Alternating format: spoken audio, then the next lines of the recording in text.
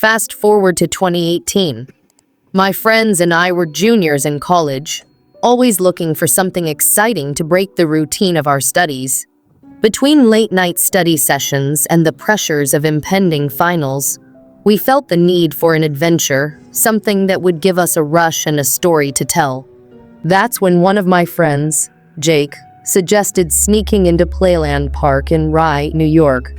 It sounded thrilling, even a little reckless. But it was exactly the kind of excitement we were craving. Jake had grown up in Rye and had pulled off this stunt a few times before.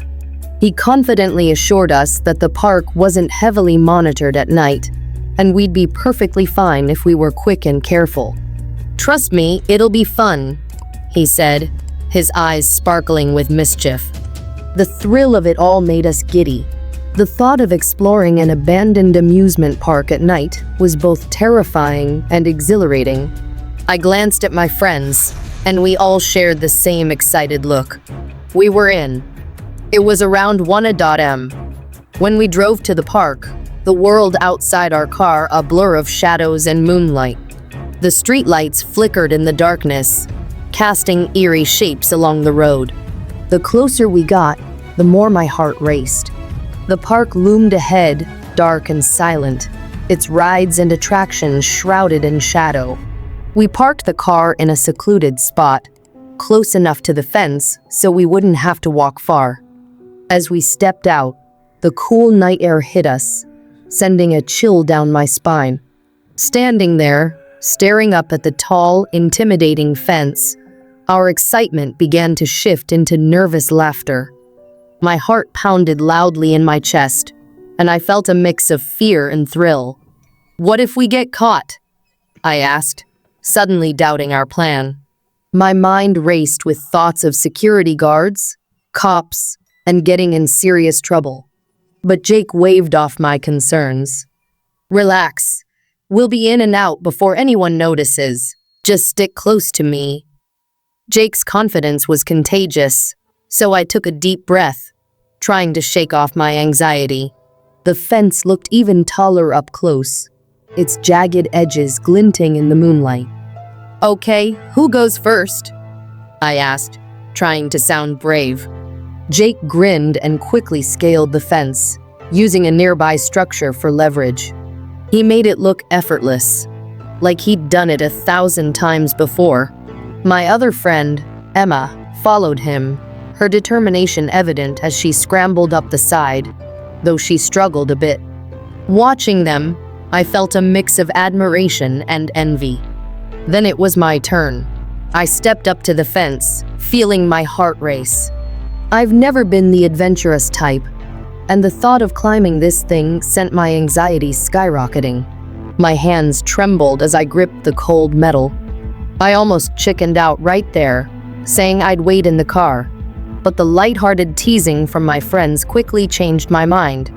"Come on, don't be a baby," Jake called down to me, a teasing grin on his face. "You'll regret it if you miss this." After a moment of hesitation, I decided to go for it. With my friends cheering me on, I clambered up, my heart racing with every step.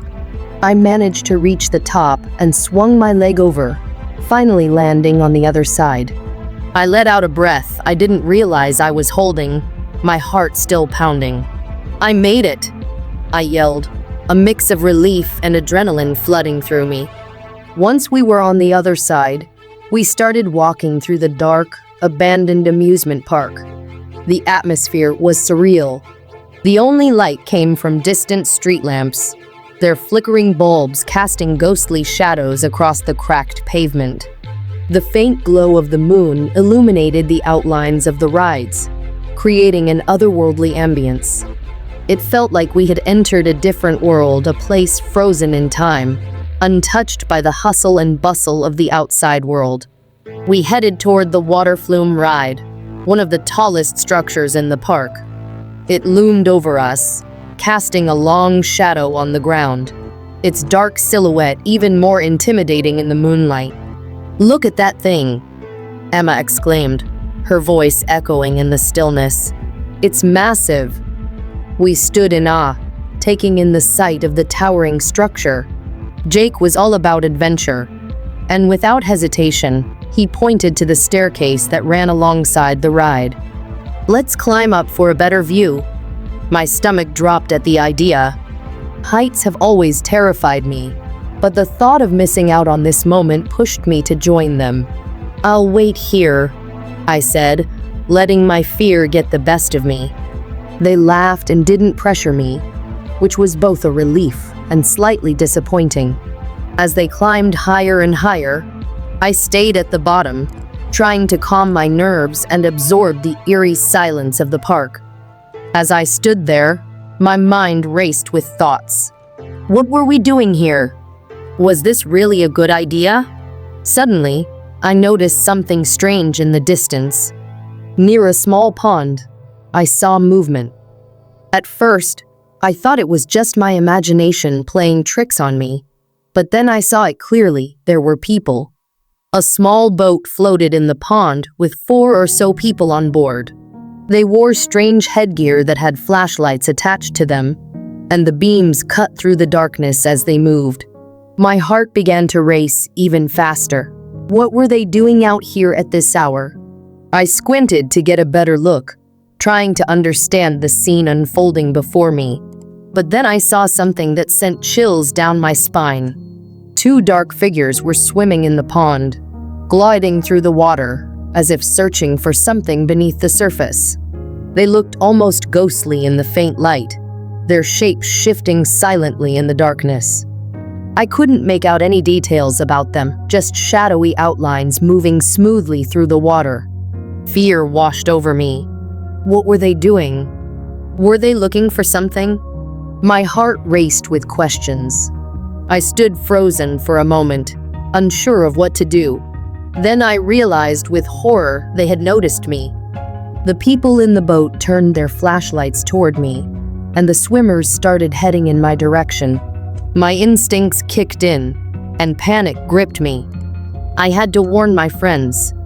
"Guys," I whispered frantically, trying to get their attention without making too much noise. "Come down, quick." My voice trembled as I called to them. At first, they didn't understand what was happening, but when they saw the figures coming toward me, the urgency of my tone made them realize we were in trouble. "What's going on?" Jake shouted as he quickly descended the staircase. Emma followed closely behind, both of them wide-eyed with confusion. As they reached the bottom, I pointed toward the pond, my heart racing. They followed my gaze, and their faces turned pale as they saw the figures approaching us. Without thinking, we bolted. We ran as fast as we could across the boardwalk, the adrenaline fueling our every step. The park, which had felt so empty moments before, now felt like a twisted maze, filled with shadows that seemed to close in around us.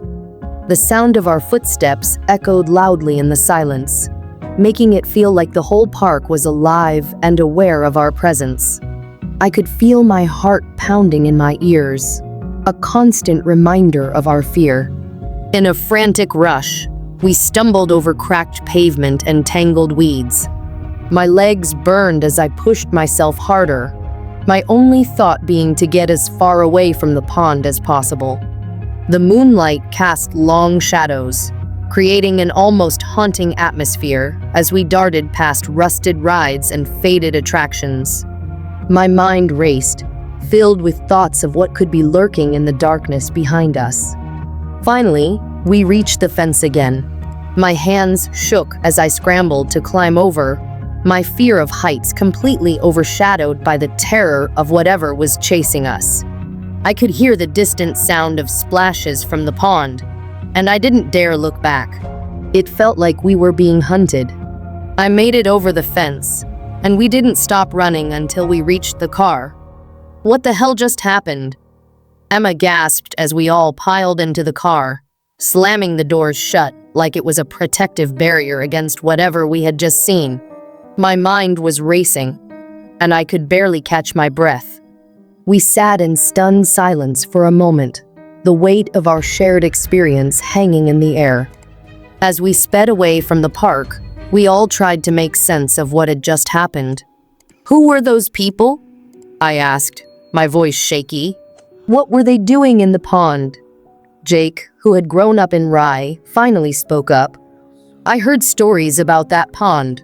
Kids have drowned there before." His tone was serious, and I could see the fear in his eyes. Maybe they were searching for something or someone. Those words hung in the air, heavy with a sense of foreboding. What if those figures were looking for lost souls? What if we had stumbled upon something far more sinister than a harmless adventure? The thrill we'd felt earlier had vanished, replaced by a chilling realization of the unknown. We drove in silence for a while, each of us lost in our thoughts. The park we had once seen as a place of fun and adventure now felt like a dark memory, something to be afraid of. I couldn't shake the image of those dark figures gliding through the water, their intentions a mystery. My heart raced at the thought of what could have happened if we hadn't run away. Finally, Jake broke the silence. "We need to tell someone," he said, his voice serious. "Someone should know what we saw." Emma nodded, her face pale. "What if they're still out there? What if they try to get into the park again?" The thought sent another shiver down my spine. We all knew that sharing our story might not help, but it felt like the right thing to do. Once we reached campus, we agreed to report what we had seen to the local authorities. The ride back was tense, filled with unspoken fears and questions. We had crossed a line that night, and while the thrill of adventure had drawn us in, the reality of what we'd experienced made us question everything. As we filed our report, we spoke with a weary officer who seemed skeptical of our story at first. "You kids and your wild ideas," he said, shaking his head. "You can't go breaking into places like that. It's dangerous." But as we described the pond and the figures, his demeanor changed. He scribbled notes and nodded, finally saying, "I'll send someone to check it out. Just stay out of trouble." Once we left the station, a sense of relief washed over me, but it was short-lived. The haunting images from the park replayed in my mind, and sleep evaded me that night. I tossed and turned, unable to shake off the feeling of being watched. I couldn't help but wonder if those figures were real or just a figment of my imagination, a nightmare that had crept into our adventure. The next few days were filled with unease. I went through the motions of classes and socializing with friends, but my mind always drifted back to that night. I could see Jake and Emma were just as affected, their laughter less frequent and their smiles strained.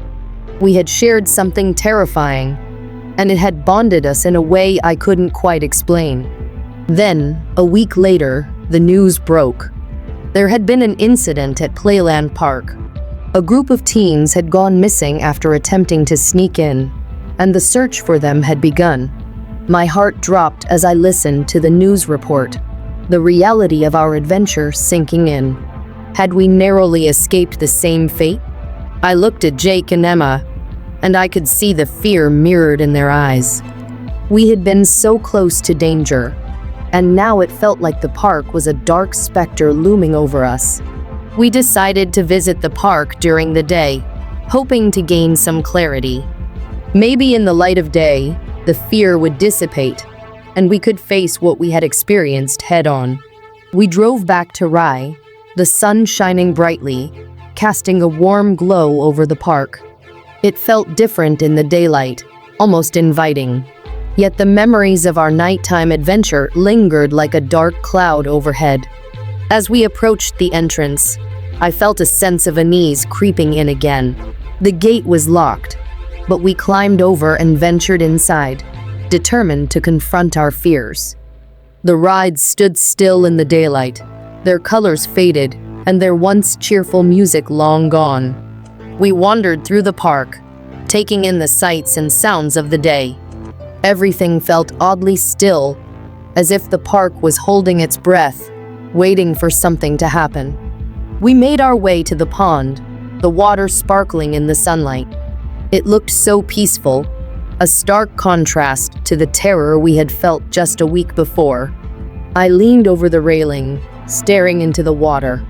It was clear, but I couldn't shake the feeling that something was lurking beneath the surface, waiting. "What do you think happened to those kids?" I finally asked, breaking the silence. Emma sighed, her expression grim. "I don't know. I just hope they're okay." Jake stood behind us, his eyes scanning the area.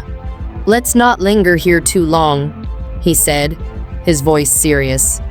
"We don't want to get caught up in whatever is happening." We nodded in agreement, the memories of our night of adventure flooding back. We were still in the grip of fear, even in the bright light of day.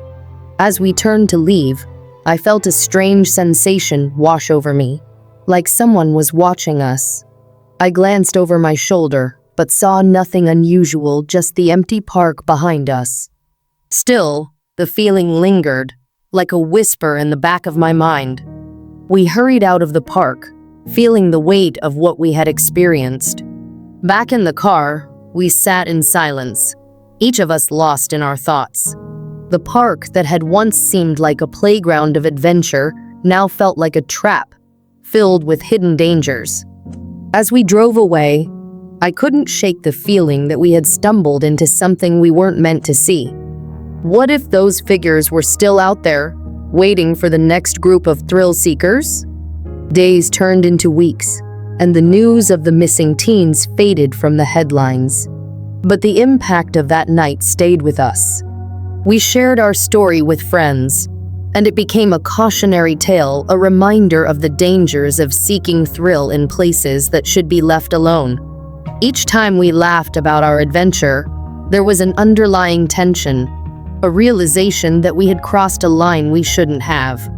Eventually, the semester ended and summer arrived.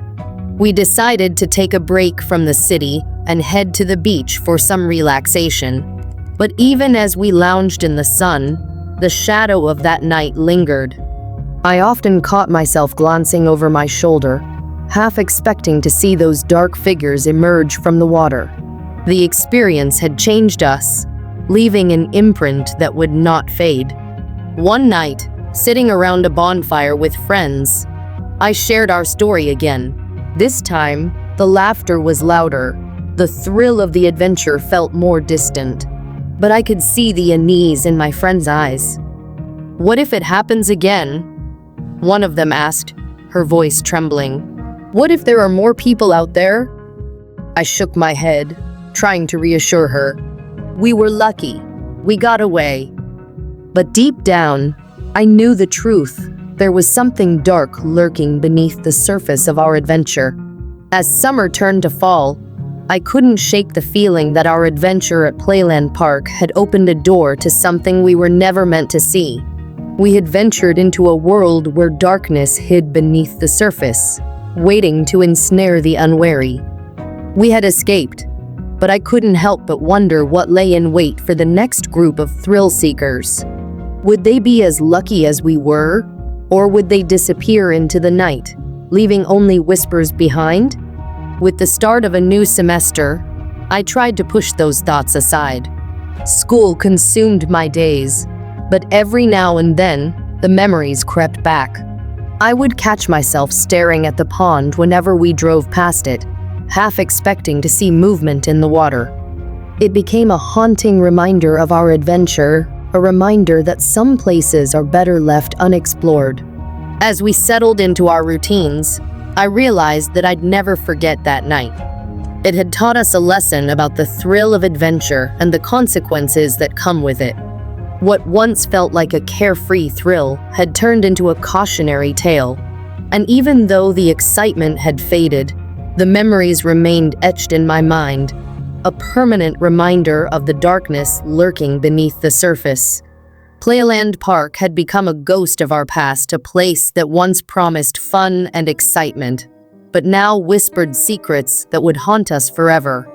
We had dared to cross into the unknown, and in doing so, we had discovered something far darker than we had anticipated. With every passing day, I understood more that some doors, once opened, can never truly be closed. The park was a reminder of the unknown dangers that await us in the shadows, lurking just out of sight, waiting for the next unsuspecting adventurer to cross their path. As I look back now, I realize that our adventure was more than just a thrilling night. It was a reminder that life is unpredictable and filled with hidden dangers. Some experiences teach us about ourselves, our fears, and the unknowns we encounter along the way. In the end, we learned that adventure can be both exhilarating and terrifying, and sometimes the scariest moments become the ones we remember the most.